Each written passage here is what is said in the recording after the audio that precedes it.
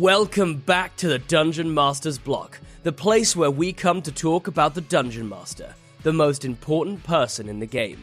With every conversation, we hope to inspire as many as possible to keep on dungeon mastering. And I'm one of your hosts, DM Neal, aka Jote Maniac. And I'm your other host, DM Celeste, aka Sea Witch. And today Celeste will be moonlighting as our guest. Oh, wow. You're going to put on another hat. Another hat. Hats on top of hats. Yeah. Yes, hats on hats. Because today we are going to be kicking off our What Is series. A series that was going to be a little bit confusing because this is not the first in the series that I have recorded, but it will be the first that you, the listener, are listening to. Ooh. So I will try and be good about my explanation about what this is. So as many new RPGs are coming out, what I have realized that I want to do, and then what I also want to share with all of the listeners is, what are these? So I just thought I'd name it What Is, and then the title of the thing. 1, it's great for SEO. 2, it's really helpful to be able to find it in case people are wondering what is. Yeah. And for today, Tales of the Valiant. Yay! So I thought that it'd be pretty easy for me to kind of figure out what is Tales of the Valiant if I just asked the lead designer for Kobold Press to come on and talk about it. Yeah. Yeah, that's a good strategy. So that is the hat that Celeste will be wearing for this episode. But rather than waste any more time talking about that, let's head to the meat. I'm starving. We ain't had nothing but maggoty bread for 3 stinking days. Why can't we have some meats? The plate meat back on the menu, boys. Ooh, you don't normally come on and do this. So this is a fun thing that I will do. So in our interview section, can you tell us a little bit about yourself? Like last time that you've been on the main episode, like many things have happened. It was a while ago. Yeah, I think probably a few job changes. I think I might have been freelancing back then. I've been to your wedding. Yeah, I've been to a wedding. It's been a really long time. But yeah, so for those who don't know, my name is Celeste Conowitch. I'm a game designer based out of Seattle. I am now currently working full-time for Kobold Press. I am their senior game designer over there. And as Neal mentioned, the lead designer on our new Tales of the Valiant RPG. On top of that, I've been freelancing and making games for almost a decade now at this point. I also have a different podcast, an actual play podcast that is a hybrid between D&D 5th edition and now Tales of the Valiant, called The Venture Maidens, which is a femme-forged actual play podcast and live stream. Yeah, I do a lot of writing and, performing and producing in the space. So that's me, a big ol' nerd. As well as that, too, I should mention, if you aren't already listening to DMnastics, the other fantastic show, partner show with this one, you can find me on there hanging out with Neal and doing stuff there. But not today. I'm moonlighting as Kobold Press individual for this episode. Yeah, and we just recently passed our 100th episode working together on DMnastics, where Celeste and I gave 10 just tips, general tips for any dungeon master to keep working out their mind in between sessions. Also, we did a Kickstarter a while ago together. If you go to DriveThruRPG and look up the Ultimate Guide to Hair, we made that. Buy it or don't. It's super funny or super creepy. There's no in between. There's no in that book. As we developed it, that's just a thing that happened. So feel free to find that. Rime of the Frost Maiden. Worked on Rime of the Frost Maiden for Wizards of the Coast. I've done a lot of work with MCDM, worked on Arcadia. We're in a ton of those, as well as contributed some stuff to Flee Mortals, which was their most recent 5e book, as well as Strongholds and Followers. I've worked with companies like Hit Point Press. I've worked with a lot. And also before I went full-time with Kobold Press, almost 4 years ago now, I did a lot of freelancing with them. So I've been actually working with Kobold Press for, almost eight or 9 years now. Yeah. And if you do enjoy the Venture Maidens, there is a campaign setting as well. Yeah. Another Kickstarter that we ran and funded for the setting book itself. Yep. So those are the bona fides. So my second question is, of course, is there anything that you're currently working on and with the joy of NDAs that you can tell us about? Well, I can talk about right now, as this is happening for 2 more weeks, we are running a Kickstarter at Kobold Press right now for Tales of the Valiant Player's Guide 2. So that is actually live, active right now. You should go and check it out. And if you like what you hear in today's episode, if you want to check out Tales of the Valiant, please do go over and check out that Kickstarter. Right now, we are knee deep in doing final development and editing for that book. So a lot of my time is going to making sure everything is, tight and ready to go before we send it off to our beautiful, beautiful graphic team. So that is on the front of my mind, as well as, spinning up some other Kobold Press projects. So, but I can't talk about those, NDA, Perfect. And so the surprise question, which is now going to be a surprise to me because I kind of forgot this is the thing that I'm supposed to do. And since we're talking, so the word kobold is going to come up a lot. Do you have a favorite, kobold moment in a game? That stands out? It doesn't have to even be a favorite, like a standout moment where a kobold was in a game for you. Well, I think one of the most amazing kobolds ever, and kind of, if we're talking D&D history, is in Sunless Citadel, which is a classic adventure. You meet a funny little kobold who's sort of he's just the best NPC, honestly, in a pre-made dungeon I've ever run. You bet Meepo is. Yeah, Meepo. Every single time I have run somebody through that adventure, the group loves him, and he's always a little bit different. They always react a little bit different to him, but my heart always lives with Meepo the Kobold when I think about amazing roles that these tiny little dragon disaster creatures really have in the history of fantasy games.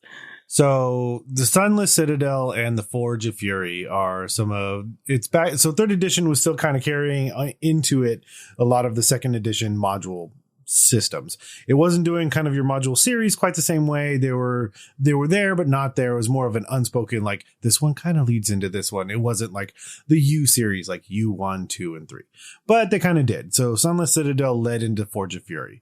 And those were where I really cut my teeth, both into 3rd edition as well as running things.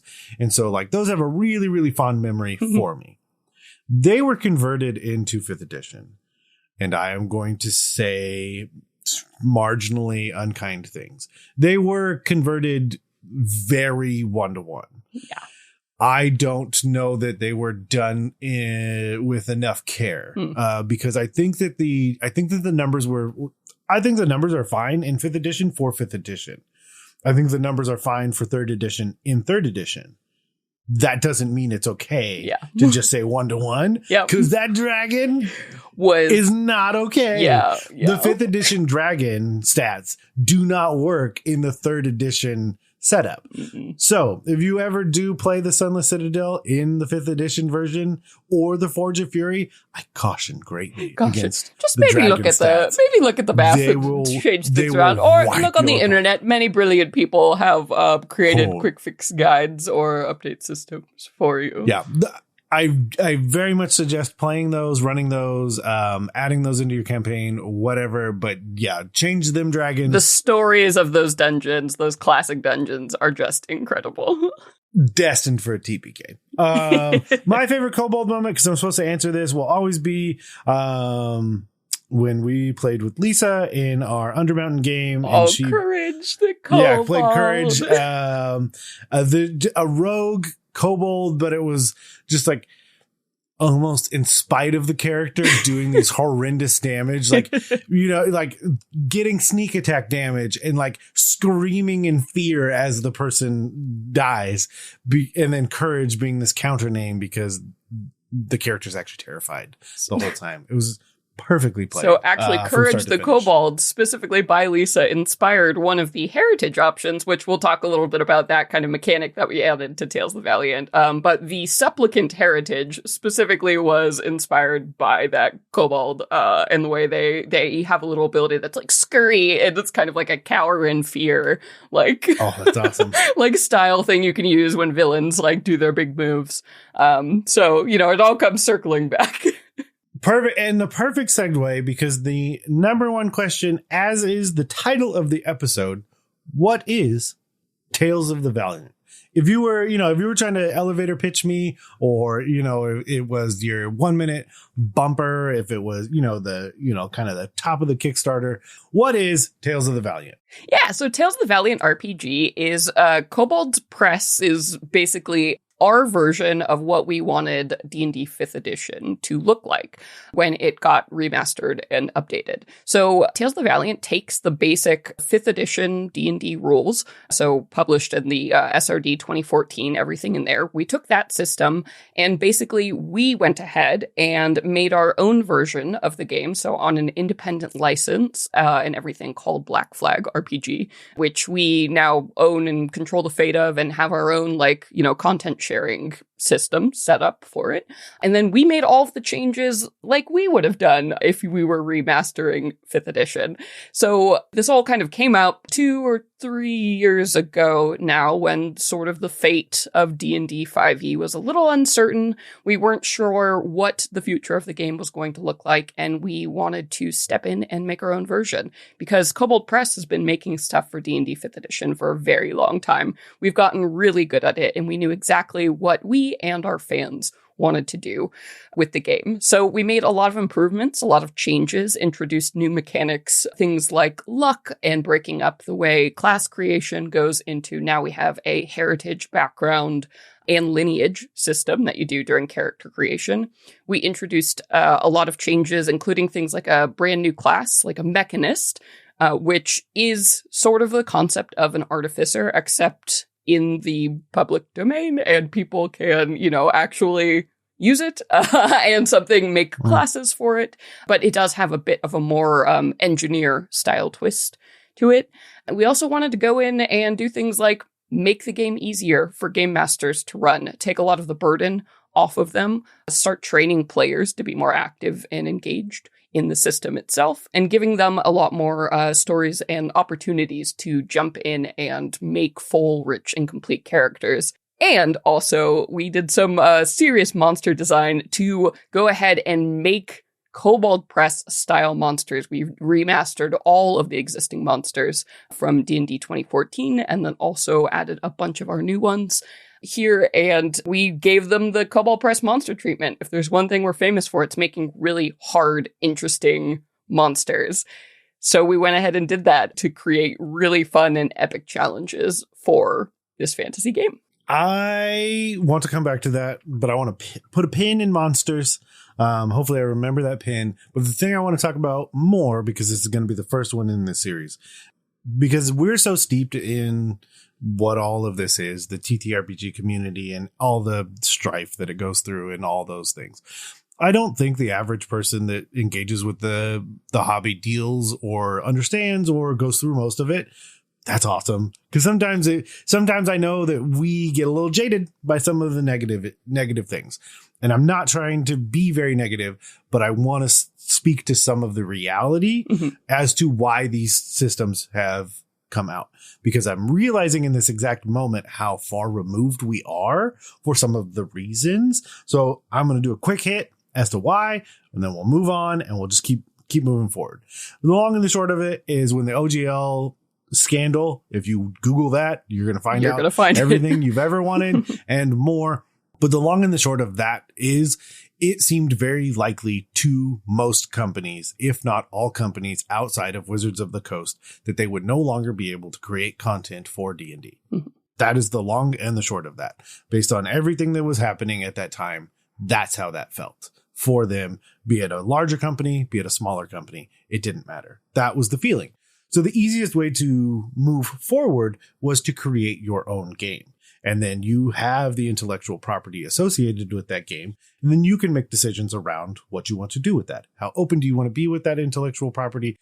How available do you want it to be to third-party companies to work on your stuff? What do you want to do? Paizo is kind of your long-term example of what that looks like. But other people, like I said, there's the rug is, somebody's got a hold on that rug, and you don't know how far or fast they're about to pull it out from under you. The other thing I want to say, coupled with that, is there was also a lack of understanding of how digital things were about to become at that time. I think that's a second factor that doesn't get talked about as much, but that's also true, is that on one hand, do I get to create anything as my company anymore? And two, is everything going digital in a world where a lot of people love the physical aspect of this game? So those are two of the, I feel like the biggest inciting factors as to why a lot of the companies started looking at, okay, what are the alternatives that we can create?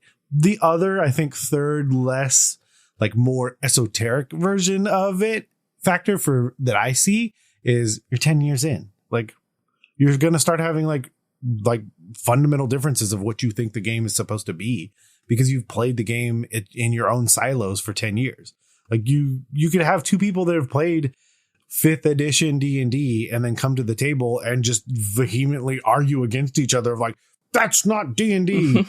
So those three factors, in my opinion, are kind of the inciting factors of why these things happen. Let's go back to my pin. Monsters. Absolutely. Tome of Beasts 2, Electric Boogaloo. Please don't correct me. I don't know what the real title is, but I have a sticker that says Electric Boogaloo and I will never be corrected. What's the other one? We had the Creature Codex. Yeah, so Tome of Beasts 1, Tome of Beasts 2, Tome of Beasts 3, the Creature Codex, probably the titles that when people think of Kobold Press that we're most famous for. So we have been making content, kind of upgraded and really polished content to round out what Wizards of the Coast has produced for D&D 5th edition for pretty much the entirety of the game. In fact, Kobold Press was hired to actually write their flagship adventure, Hoard of the Dragon Queen and Rise of Tiamat. Kobold Press actually wrote those. Wizards of the Coast said, oh, we can't do this, we're not sure, and we need a pro. So we were there from the very beginning. And obviously, with that kind of experience, with D&D 5th edition, with 2014, when we started to hear that 2024 was coming out and we were starting to hear some of the decisions that were rolling out, we had accrued a long list of our own opinions on how we would improve this game that we loved and the ways we thought it needed to change to be more accessible, just enhance the fun and continue forward, in a healthy and thriving manner. So we pulled the trigger and went for it. And that's what Tales of the Valiant is. So right now, one of the benefits, though, too, of the fact that, well, yes, it is a splinter system. It is sort of a leveled up version of what we wanted D&D 2014 5e to be. But one of the advantages of that is we worked extremely hard to make sure that the system is 100% backwards compatible or compatible with any 5th edition game, whether you're running 2014 or 2024 versions of the game. So you can have players at the same table. You could have a player who uses the 2014 rules to, draft up a bard, and they can run that, and that's fine at the same table as somebody else who's using, the Tales of the Valiant Warlock to make their character. And you can play at the same table. You can also mix and match monsters from our system, either of our Tome of Beasts books, right? We wanted to ensure that when we made the game, it was very, very important for us that nobody would have to abandon all of the stuff they had bought previously for 5th edition, especially those of our fans who have our whole huge catalog. You can absolutely use your Tome of Beasts books in Tales of the Valiant, and we went ahead and designed the system and built the game intentionally so that math would line up with our own 5e catalog and also give clear guidance and conversion guides and everything if you are using 5th edition material from Wizards of the Coast or a different third-party publisher. So an obsessively engineered version, I think of that, as we're moving forward into this future where more and more people are mixing and matching what they want to use across different systems. Perfect. So the other question is, and it'll get into a bunch of other features and mechanics of the game. Another big question for our listeners, of course, is what does it feel like to prep for a game of Tales of the Valiant? Because, that's what our listeners are going to be doing if they jump in. Yeah. So a lot of like one of the big things I think, when we were outlining the design principles we like wanted to address, right? When we were making this game, like what needed to change? What was the most important to us? One of the big ones was improving the GM experience at the table, because 5th edition, while great and while the best version of D&D so far, we firmly believe that, still puts a lot of work on the game master, on the dungeon master to make things happen. So one of the things we wanted to address throughout Tales of the Valiant was trying to ease those pain points individually. And so we do that a lot with like player guidance. Player advice throughout all of our books is something that we made sure to put in. We have sidebars leading you every step of the way, like highlighting what is important and not. And then we recently, a year or so ago, released our Tales of the Valiant Game Master Guide, which is critically received very well. It really does make a toolbox to help you plan games, to help you run and build games. And we have read a lot of Game Master books in our day. So we're always trying to design with that in mind and provide resources at every turn to ease the process for the Game Master. And a lot of this we did in ways like changing mechanics in ways that might seem invisible, but once you're inside it, really do make a lot of difference. Like, for example, in our Monster Vault, we spent a lot of time making sure that your CR and encounter math and equations and formulas were crystal clear. So you really, truly can trust that a CR4 monster, right, will be able to appropriately challenge a party of 4 characters at this, the given level. So things like that. And then also turning things around, like we discarded the inspiration mechanic and system for our new luck mechanic, which is actually something that is tracked by the players themselves. So instead of having inspiration be one more thing the GM has to think about and, set up those tactical moments, now it is a player-facing thing where whenever a player fails something, they can generate a luck, and then they can spend those in a variety of ways.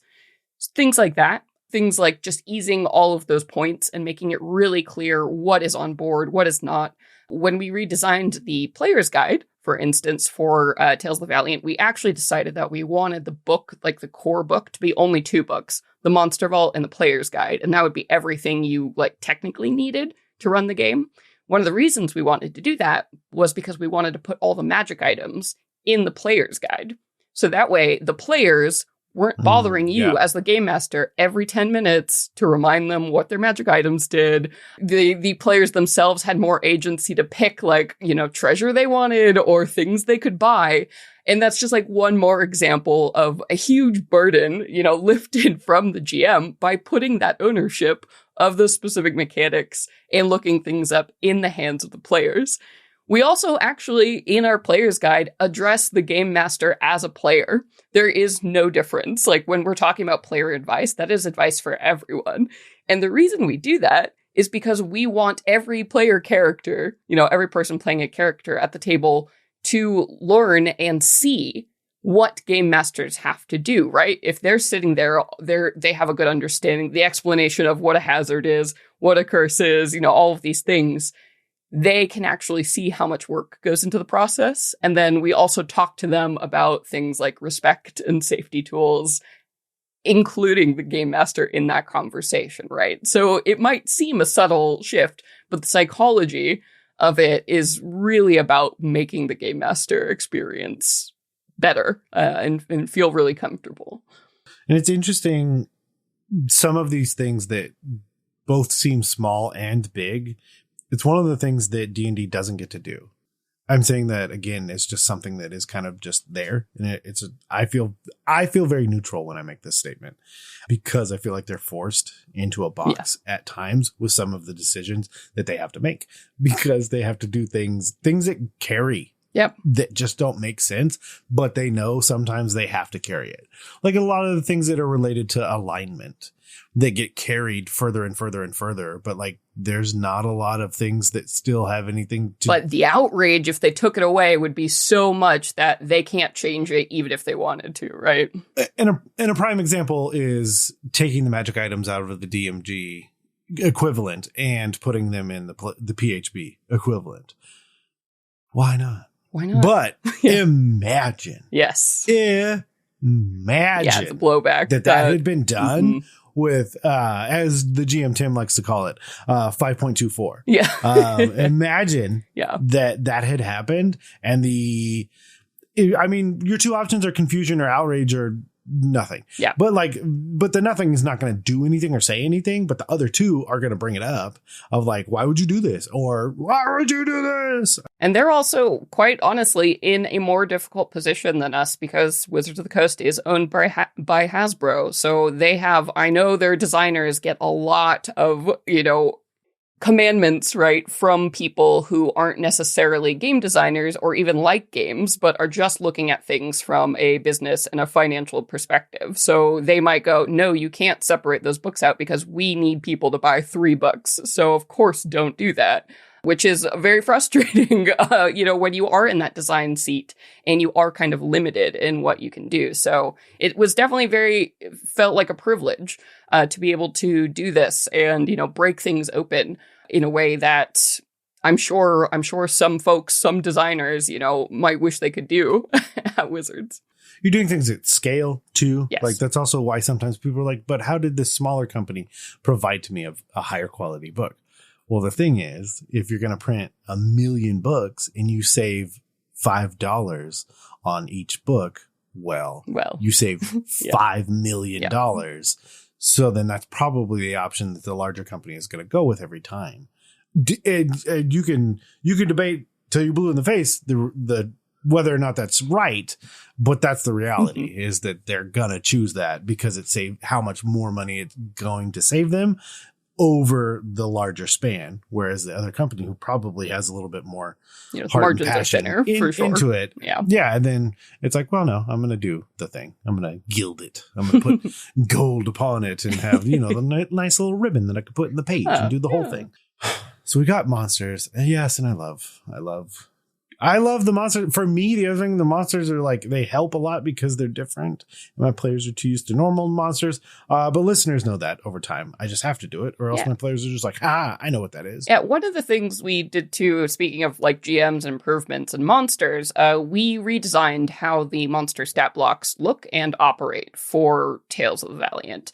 Using all the things we have learned and lots of rounds of playtesting and feedback with our own audience, we did a variety of things that, people at the end of the day were like, yeah, that's great. So like, for example, we got rid of having multiple like saving throws and different modifiers and everything. Now we just have a flat modifier that you use whenever a creature uses like strength, for example. You'll look at strength and you'll see just +3 like on the table. Now you don't see like, oh, it's proficient in this save or whatever. It just means that whenever you make any kind of strength based check at all, you just add +3 and you're done, right? You don't have to remember what a save is or not or whatever. If the creature is proficient with things, we've already calculated that in there for you, right? So if it's a CR of this and it would have a +3 proficiency bonus, you would see in that strength, it would read strength +6, right?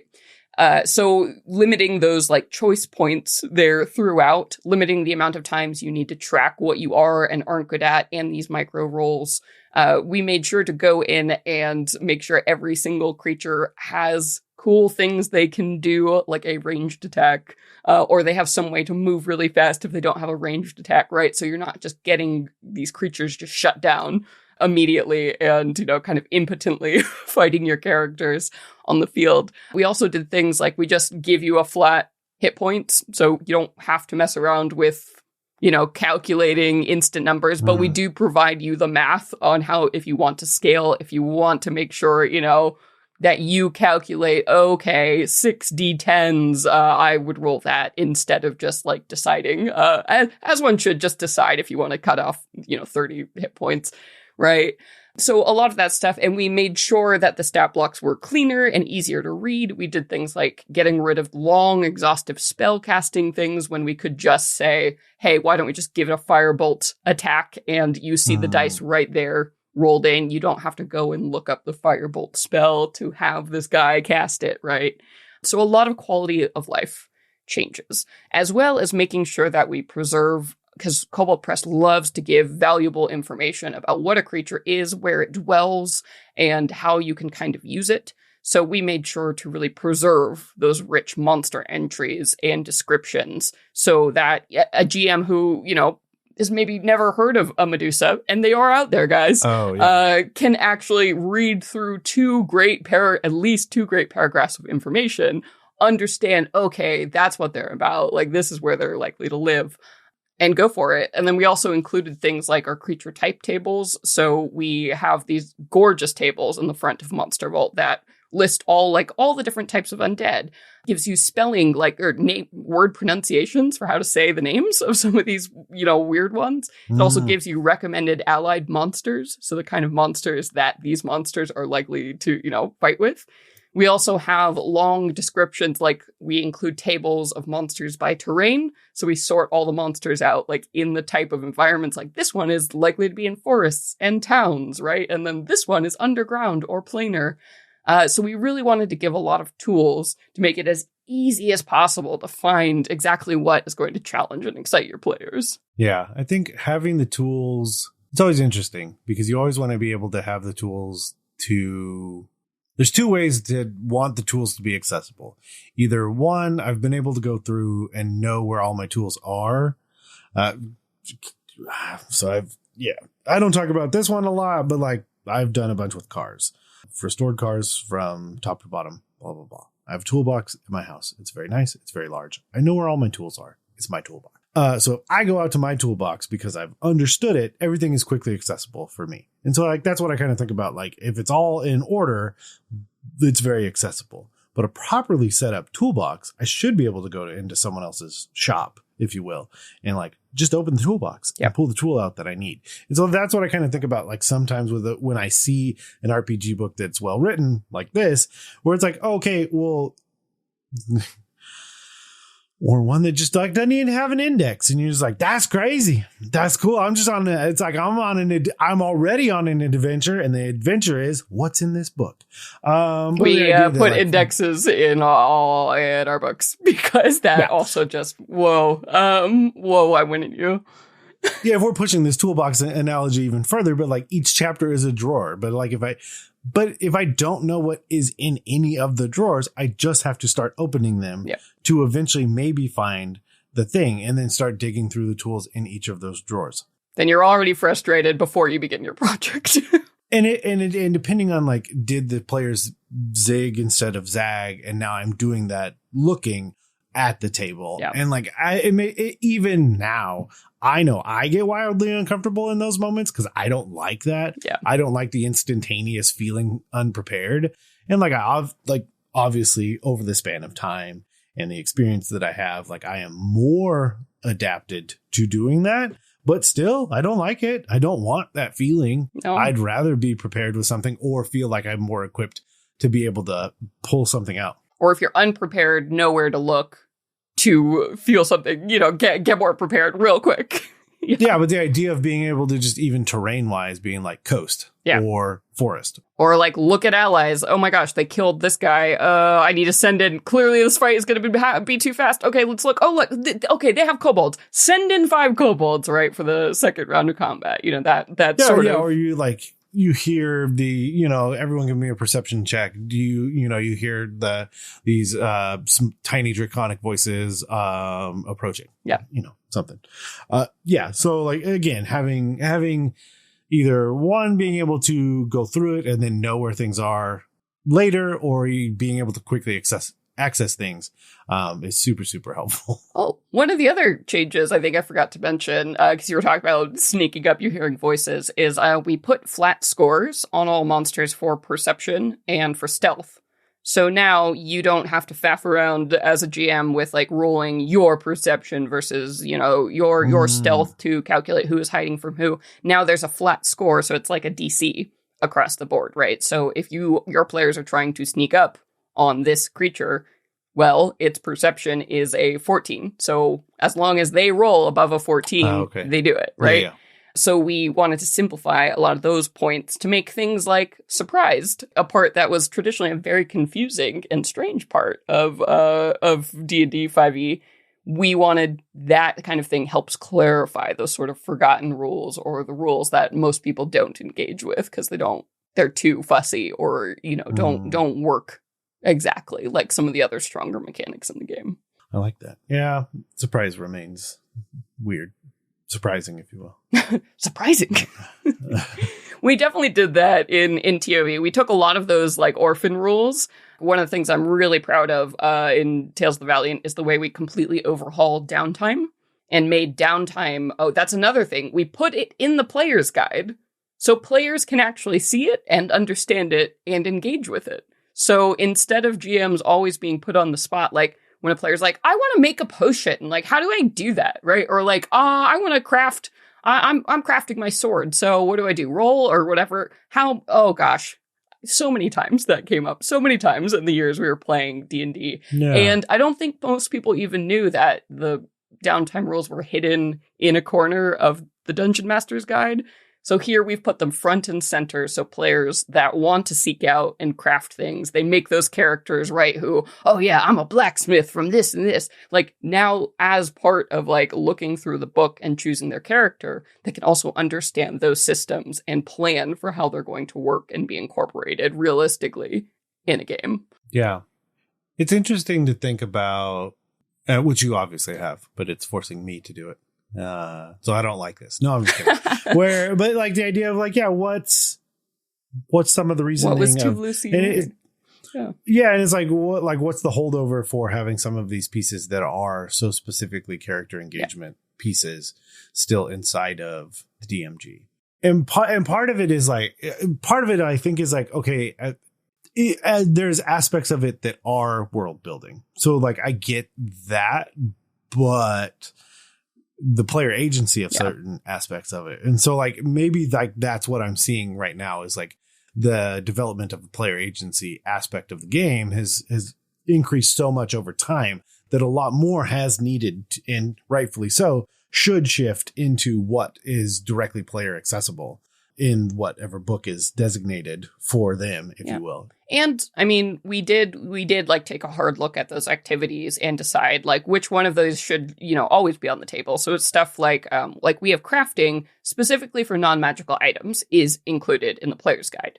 However, we included the optional rules for crafting magic items specifically in the Game Master's Guide, because a lot of that has to be like, does your game master opt in to this being a thing you can actually do in your world, or is magic rare enough that it's not a thing? So that's why we put it in the Game Master Guide, because that is a foundational thing that we feel like game masters should be able to opt into or out of before putting in front of their players. Yeah. So the other thing is are there adventures already out? Are they folded into some of the books that are available? What pre-written things can a person buy to like kind of help guide and usher them into running Tales of the Valiant? Oh yeah. From day one with this, we were like, we are going to hit the ground running with so many adventure releases. I think it was right when we released the alpha playtest version of the rules, which was like the basic rules, right? It had only, 4 core classes in there and everything.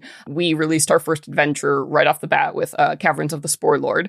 And I'm pretty sure we've released at least one Tales of the Valiant adventure probably every month since that came out, sometimes even more beyond that. So if you go to the Kobold Press website and you just look for Tales of the Valiant adventures, you're going to be flabbergasted with the huge amount of content that we have already put out and produced. And with our adventure design too, we wanted to also do a lot to help our DMs out. So we did a lot of research on like why, indie publishing adventures and like what other indie RPGs are doing right now to make adventures easier to digest, easier to run, more of an outline format, break things up with bullet points, right? Like, and, we created a whole new way of presenting like NPC standout, like stat blocks that give you things like, what does this NPC want? Like, here are the things they are likely to do or react with, right? And here's really what you need to know and some keywords to describe them, right? So we wanted to give a lot of tools in those adventures. So you can go for that. I think our first 100% Tales of the Valiant hardcover release with adventures was for our Labyrinth setting that we did. We did a whole campaign like setting for Tales of the Valiant, and that kickstarted about a year ago. And I think it's actually shipping out this week. People are starting to get their PDFs and their physical books are coming out. We have the Labyrinth Adventures companion book, which is a whole bunch of adventures that take you through the labyrinth, which is a kind of a cool like world between worlds setting. So it's a perfect like bridge world where you can, fall through a portal in your own campaign world, right? And enter this labyrinth space, the maze between worlds, and have these cool, like, sort of extraplanar adventures or visit other worlds and connect. So that's a great book, even if you're not going to be playing in the labyrinth setting, because those adventures just are so easy to connect to whatever it is you're playing at your table right now. I like that. That makes my Mega Dungeon heart happy. Yeah. So we've talked about quite a few things. Like, what are some other things that you think set Tales of the Valiant apart from not just D&D, but like what are other aspects of the game that sets it apart from other games in general? Because that's the other thing that, like, I know you and I have directly talked about multiple times, is that D&D is a game that has the ability to do or like kind of fit everything. But that is not then to say that it is a game built to do everything. Like, it has the ability to kind of like let things be bolted on, but then it's not intended for that necessarily. Whereas other games get written to do things so specifically that they in turn do them almost perfectly. But then the reverse becomes true. Then that game can't do other things very well. Like, I think of, this is going to be hyper specific, but Dread does what it does so well. It can't really do anything else, though, because it's Dread and you're pulling Jenga blocks and you have this horror element and this tension that can only really come from the physical tactile feeling of, am I going to knock over this Jenga tower, and the mechanics behind that. I think of Phoenix Dawn Command, where you have a deck building card system, and the only way you get more cards and level up is by dying. It has such a very specific feel about it, and it does what it does. But but it does what it does, and like, you can't really do other things with it. But like, if you like what it does, you're gonna love it because it does exactly what it's trying to do so well. So that's a very long-winded way to ask. So what's Tales of the Valiant trying to do? Yeah, so with Tales of the Valiant, instead of taking the scattershot approach that I think D&D is sort of now marketing trying to be, we went backwards with it, and we're very honest. Like, Tales of the Valiant is a high fantasy game. It is set in a world where there is always magic. That is an assumption of the game, right? We are in sort of that pseudo medieval kind of space, right? Like, right from the start, we didn't shy away from the fact that this is a high fantasy game. And it's a game about telling epic stories and heroic stories, valiant stories, if you will. So what that has actually kind of allowed us to do is focus more on making that fiction feel like it's in every part of the game. So one of the things we did with all of our class redesigns, by the way, we took all the base classes from D&D 5th edition, and they all got improvements and changes. Things like standardizing subclass levels for all the classes at every level, which we did before Wizards did. I'm just going to poke that in the camera there. And making sure like everybody has those standard, subclass levels. In addition to that, we did a system. Every character now at 10th level and 20th level for their classes gets to pick either a heroic boon at 10th level or an epic boon at 20th level. And what these are a choice between two, like, usually really potent abilities that feel really like into the magic of these classes. We really did a lot of work to make sure that the classes had their own stronger identities. In some cases, that meant kind of teasing away like sort of the mess of what current design has become, where it's like, oh, well, my paladin can do things that my warlock and my bard can do, and it's all a mess. we really gave people options like with those boons that really lean into the fantasy and the archetype of what this character is supposed to be.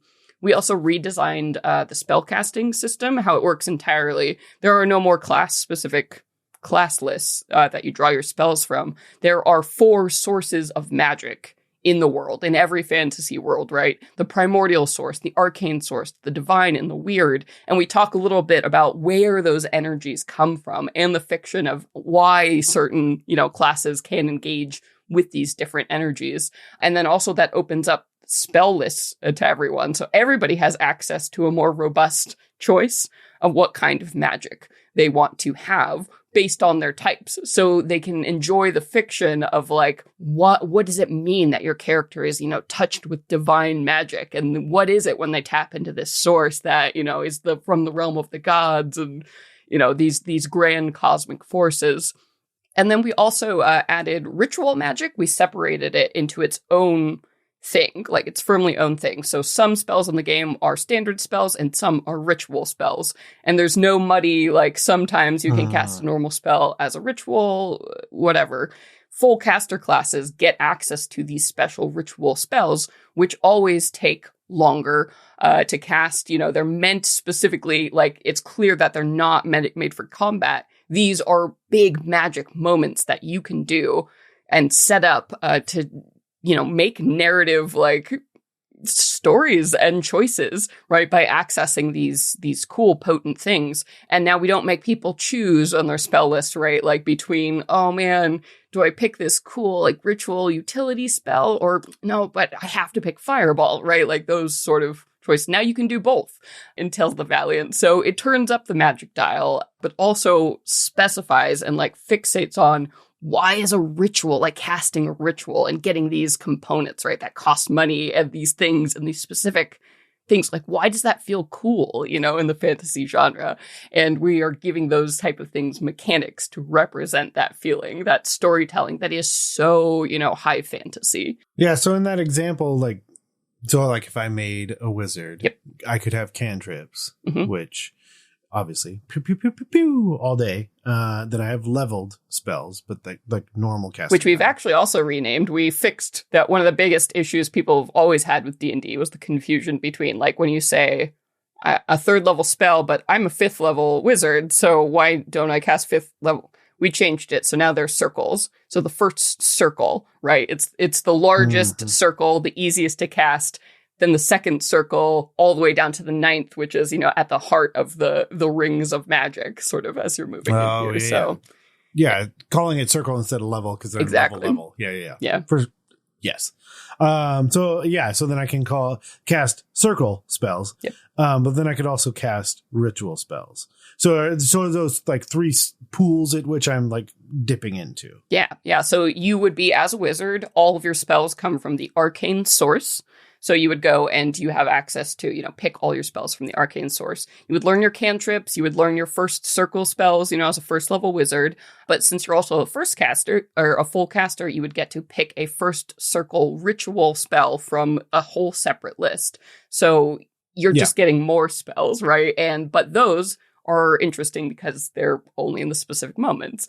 And then, of course, the spells that became ritual spells are those ones that traditionally, like, maybe they did something cool, but they couldn't get picked because, like, you had to have mage armor, right? And you had to pick, your firebolt cantrip. And, like, so it was a lot of kind of limiting choice in the way it was before. So we wanted to redesign it to open it up and give people just more options for things, not have to choose between those big moment spells and those, good in combat standards.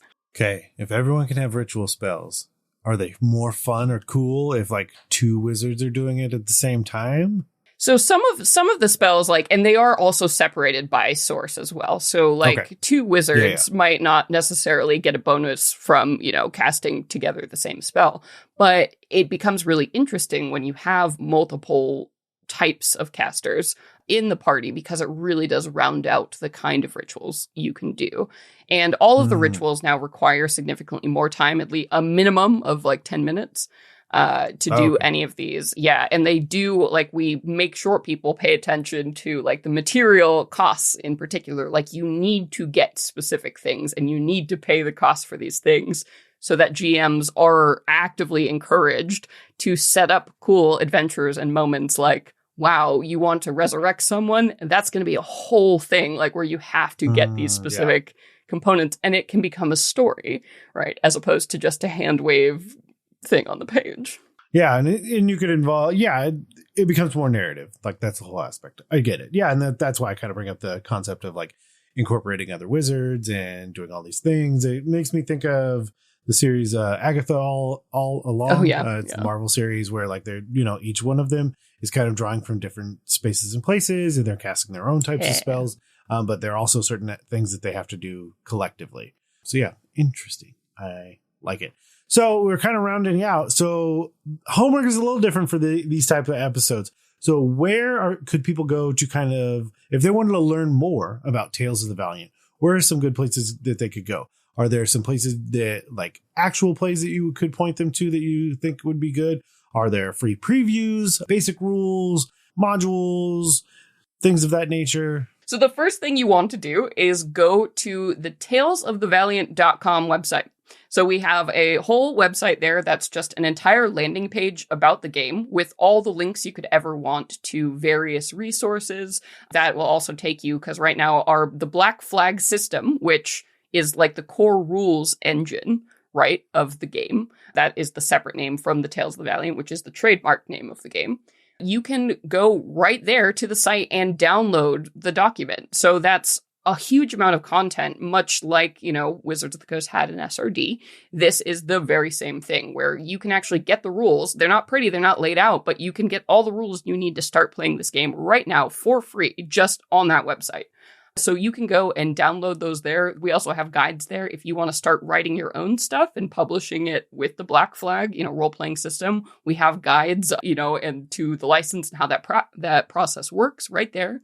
We have a bunch of, like, a free resources page. So that will also point you to things like, we did a whole conversion guide where, like, how step by step, how to turn your favorite, your favorite paladin subclass from 5e that you can't live without, if you want to convert it to work exactly and look exactly like our Tales of the Valiant paladin subclasses, we give you literally step-by-step instructions on how to do that right there. So that's a big document there. We also have, news about, like, if you see Kobold Press at your local convention, check us out. See there, we're running a bunch of, like, big organized play events right now. We also have a really cool program called Kobold Creates, where basically we give, like, scholarships to actual play podcasters and streamers who are running Tales of the Valiant campaigns. We'll do, like, give them some money and a bunch of resources to run a little series. So we have a whole list of all of those creators up there too.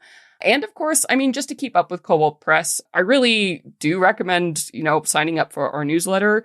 We send out an email, every couple of weeks that really does a great job of, like, not being annoying and giving you a lot of great information about what is coming up, what we're doing, what you can expect from us, what we're doing for free RPG day, or, what discounts we're running on, Tales of the Valiant adventure packs.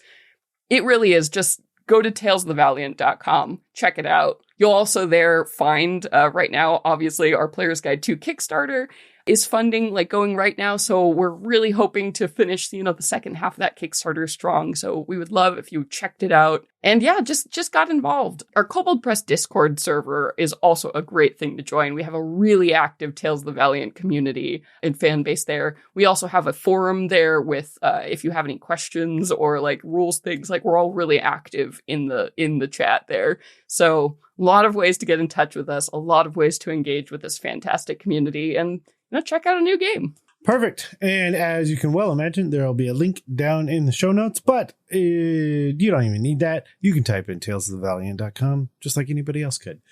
Yeah, Celeste, just want to thank you for coming on and spending some time with us. I'm sure we'll have you back on really soon. Real soon. Can't wait. we just want to thank Celeste again for coming on, because that's how we end the outro. This is ridiculous. But of course, if you want to email us about how you've been incorporating Tales of the Valiant into your home game and campaigns, you can always email us at dungeonmasterblock@gmail.com, and we would love to hear about it and respond and talk to you. Email us. We'll talk to you. I promise. And of course, if you see fit and you enjoyed this episode or any of the other ones, other thing is, if you have other systems that you want to see us do in the What Is series, the email is another great place to suggest that. And of course, if you see fit, you can always head over to iTunes, Apple Podcasts, whatever they want to call it tomorrow, and your podcatcher of choice. Leave a rating and review. Word on the street is super helpful. If you go over to a social media platform that you currently like, and look up at DMS_block or Dungeon Masters Block, hopefully we're there. And of course, the Dungeon Masters Block is a proud member of the Block Party Podcast Network, where you can check out other shows like Dungeons and Dragons and Daughters, Knocked Prone, the Bad Venture Club, and We're Not Just Our D&D Characters, and more. Thanks for listening to the Dungeon Masters Block, the place where we come to talk about the Dungeon Master, the most important person in the game, the only person capable of playing God, killing characters, and lowering the egos of all the people at the table. I'm DM Neal. Good night and good luck. I'm DM Celeste. Keep on dungeon mastering.